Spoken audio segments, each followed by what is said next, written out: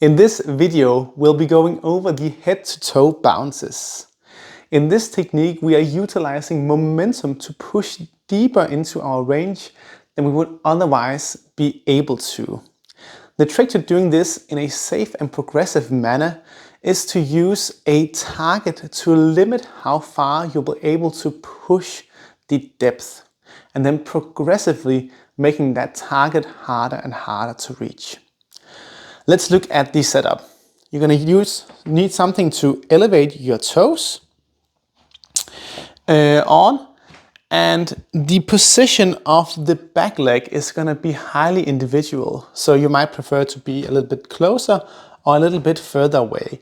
This will take a bit of experimentation and tinkering. So just know that this isn't something that is completely set in stone. Now, my target in the beginning is going to be the same side elbow that is going to be reaching towards not just my foot, but I'm going to place my opposite hand on top of my foot. The easiest target I can make is kind of the shaka sign. We're using both our thumb and our pinky stretched out, and I would try to make a pulsing motion, see, bopping up and down. And once I can make consistent, strong contact, then I'm going to make my targets slightly harder. So in this case, I could bend my thumb. And once this is possible, I'm gonna straighten my thumb again, but remove the pinky.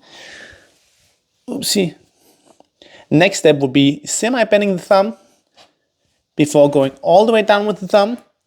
And from here I can remove one finger at a time if I start to make consistent progress until I'm all the way down, getting elbow to foot. Once I can get my elbow on the same side to have strong contact with the foot consistently, then I'm ready to progress to doing the same thing, but aiming with the opposite elbow down towards the foot, which is slightly more difficult. Once I can make strong contact here, I'm gonna repeat the same process, but now I'm gonna be aiming to get my head down towards the foot. But same idea, starting with my hand as a goal here, working on gradually being able to get lower and lower. Now, there are a few important things to keep in mind in regards to these bounces. We are allowing ourselves to take advantage of momentum, but we don't want the bounces to be too fast. You can think that a good rule of thumb is that we want to have one bounce per second and not faster than that. I also advise people to be a bit conservative with the amount of momentum, so how aggressive and how fast they make the repetitions in the early stages at least. There is a little bit of a Goldilocks zone that is individual for how aggressive you can let your reps be and not be taking unnecessary risks. Also, a good rule of thumb is that before pushing deeper, you should be getting at least 10 solid reps where you're not just barely making contact, but should feel like you're actually pushing down and almost pushing your target into your foot before actually taking the next step. The protocol tends to work really well, working within 30 reps and all the way up to 72 plus reps actually.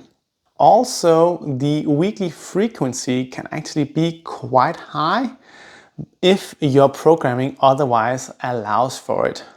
It can be very, very tough on the hamstrings if you do the high frequency round, which will be up to 5 to 6 times a week actually, which will also lead to severe DOMs in most cases. But it's also a very, very potent specialized way of really pushing the hamstring flexibility.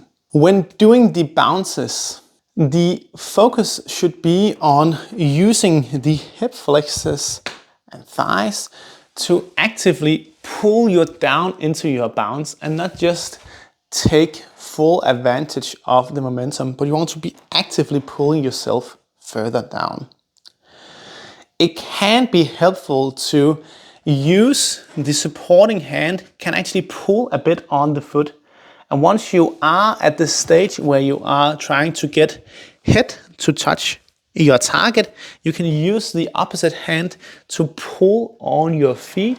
But again, it's assisting the movement. It is not driving the movement.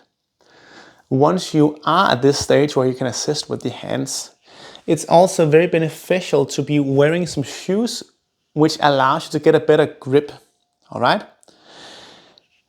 Some very minimalistic shoes tends to work great for this because they're kind of thin all around, but you get a much better grip on these shoes with the rubber sole than you will be getting on your feet. So that is a small kind of tip that you can be taking advantage of.